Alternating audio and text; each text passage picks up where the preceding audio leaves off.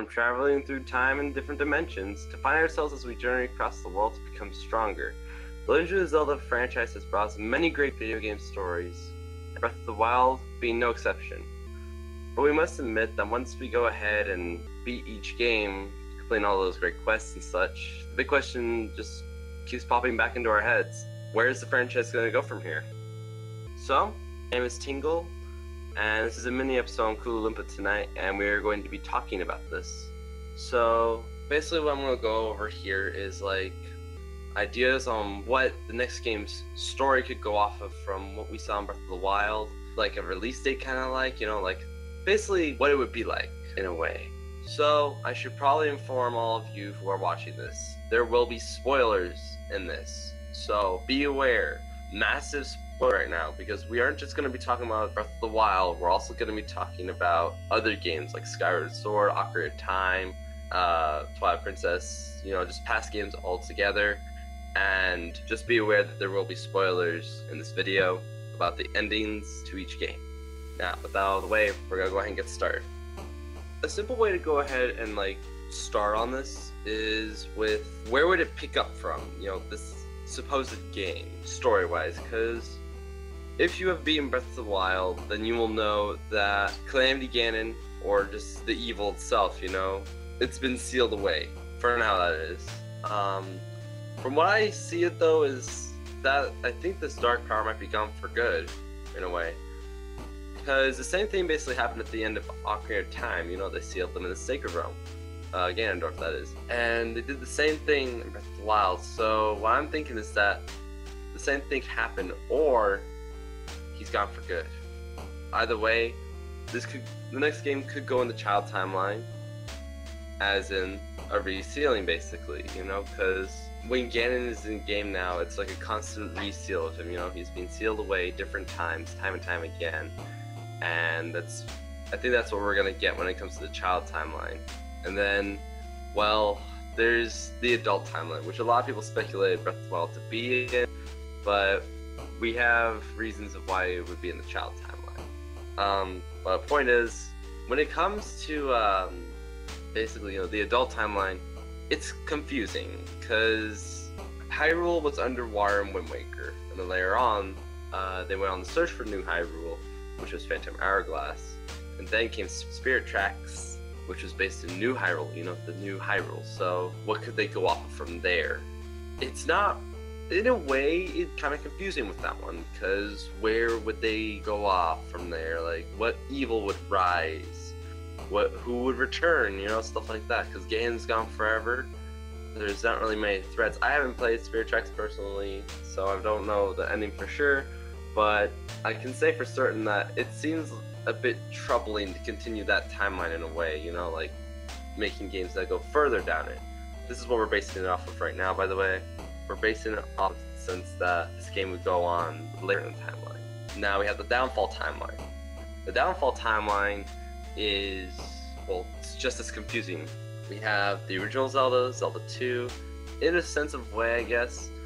With all these different games, I can see that it'd be, I don't know, like a new Evil Rises, something like that. But in a sense, there's only two different options we have here in the end. It's like either Ganon comes back or a new Evil Rises, and we know that if Ganon were to come back, we would have to cancel out the adult timeline. So, for any of you theorists out there for timelines, there's a quick tip. So, there's our basis, like if we get a new game, then it'll probably be based on the return of Ganon in a way, Ganon rising to power, or something that surrounds Ganon, or something that surrounds a new evil. And the big question that people will ask as well is will it be based in Hyrule? Because we do have a few games that aren't exactly based in the land of Hyrule. We have Termina and Lorule as well. Although it wasn't completely surrounded by it, it wasn't all in Hyrule.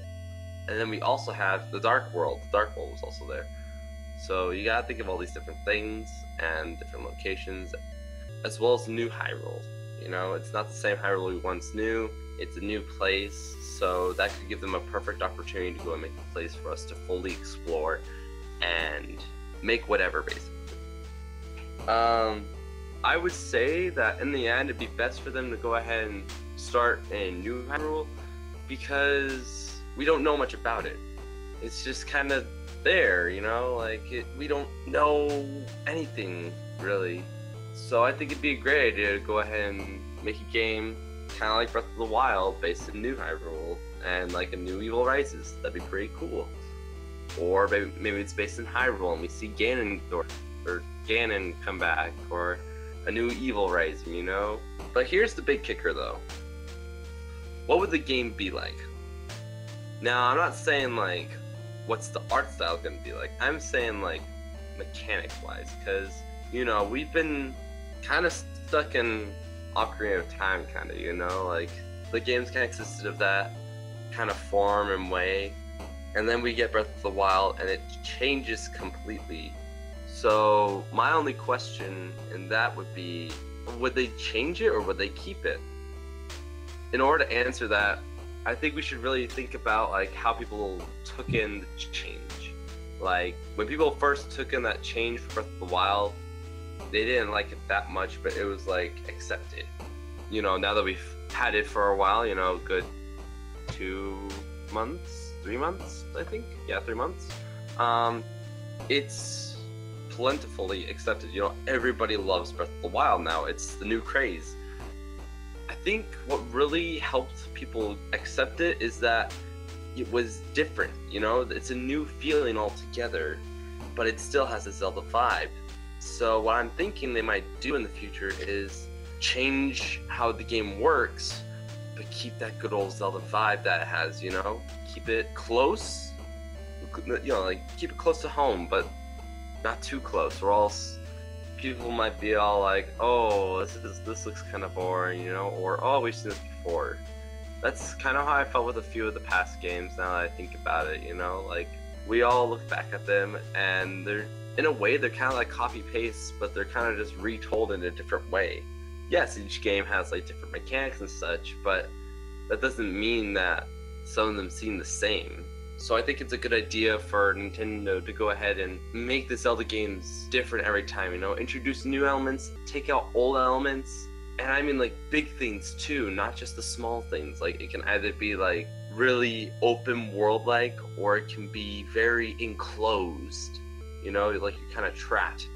I think it could go well either way, but I want Nintendo to go ahead and make a game that is kind of like, you know, like we have a location we haven't explored much, so maybe Lorule, the Dark World, Termina, places like that, you know, revisit an old place that you never really explored that much of. And so basically what I'm saying here, guys, that if Nintendo wants to make a good, you know, a new game that's really good and accepted by the people, is they need to go ahead and give it some drastic changes, you know, it's not the same, it's not like any of the other games, and that they should revisit an older place, you know, such as New Hyrule. That'd be a good place to revisit. The Dark World would be a good place to revisit, or they could revisit Termina, you know. And I don't know that much about Termina altogether because I never really played Majora's Mask. But if Nintendo revisits an older place, then more people will come back.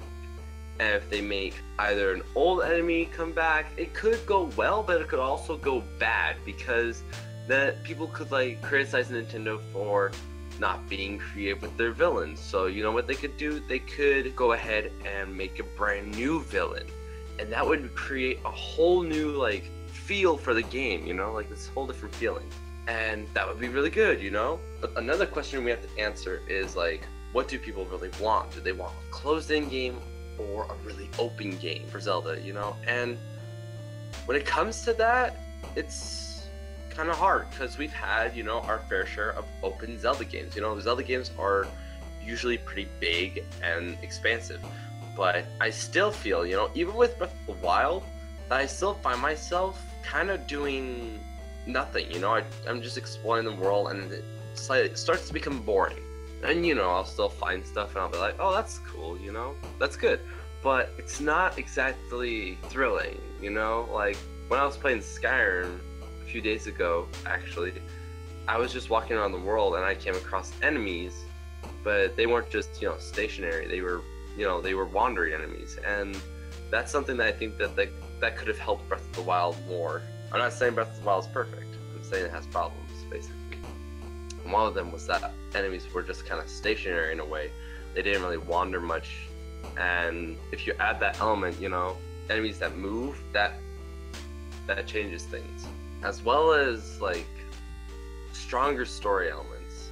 Breath of the Wild, the story elements weren't exactly the strongest, not gonna lie, but they were good. So if you had a strong story element, wandering enemies, and a big expansive world, put those together and chuck the world full of stuff, you got a really good game. And that's kind of what Breath of the Wild was, but it didn't have very... It's hard to explain, I guess. You know, like, you have to go ahead and even out, you have to balance everything. And I don't feel like they balanced everything quite well with Breath of the Wild in a way, and it's fine, you know? Like, that happens sometimes. I just hope that the next game will be either a world that's really small with a lot of story to it, or you can have a really big world with a lot of stuff in it and a lot of stuff to do. And another thing that I think that they could have improved on from Breath of the Wild is making collectibles not as hard and a bit more rewarding. You know, and a bit less repetitive. I'm not saying that any of the Koroksis were repetitive. They were good in their own way, you know. They were creative in their own way. But I'm saying, like, it needs to be a bit less of the same thing you're looking for, and a bit more like it's different every time. You know, you're looking for the same item, but it's like a bit of a different variant from it. So, right now, the game that is in question, you know, I'm kind of piecing together a game, as you couldn't tell, but we have a game that's based in a world we haven't seen in a long time, an old enemy returning, strong story points, I guess more enemies in a way, chock full of stuff, and collectibles aren't as hard but are still difficult, and are more, they have a bigger variety. So, you know, we have a pretty good thing going on here. But the problem with everything here is time. Because that's what happened with Breath of the Wild, is that it took so long to get out, but it was definitely worth it. Last I checked. I heard that they started production on Breath of the Wild, I think right after Skyward Sword. And so, you know, they were making it, and after 4 years, you know, they were going to release it back in 2015, but that never happened. So they said, we'll release it in 2016, but that never happened, but it did happen in 2017. So in total, they did 6 years on Breath of the Wild, and like, that's crazy, you know? And so that makes us wonder, how long will it take till like the next big Zelda game, and what will they do in between? So here's what could happen. We could see that Nintendo takes their time with this next game as well. They take the feedback from the community all together, all the Nintendo fans, all the Zelda fans, all like gamers all together, you know, take their advice and be like, okay, how can we make this game better? And possibly we could see either the same time or even longer. But then again, sometimes when it comes to these things, we can actually expect it to come sooner if they make it the same kind of style and way and form, you know? They could go ahead and make a big world just like Breath of the Wild, you know? And they could use the same engine, same graphics, stuff like that. And, you know, it'd probably take a lot less time if they were to do that. I think a lot of people would be okay with it, because a lot of people really enjoyed the art style. It wasn't massively hated for, and it was very well accepted. And then there's also stuff like character models and enemy models and stuff like that, so if they want to like change how enemies look in a way, then that would take some time.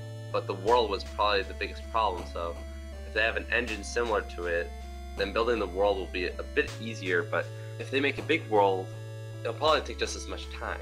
So you really got to think about like what could happen and what could not happen, and what Breath of the Wild brought to us, basically.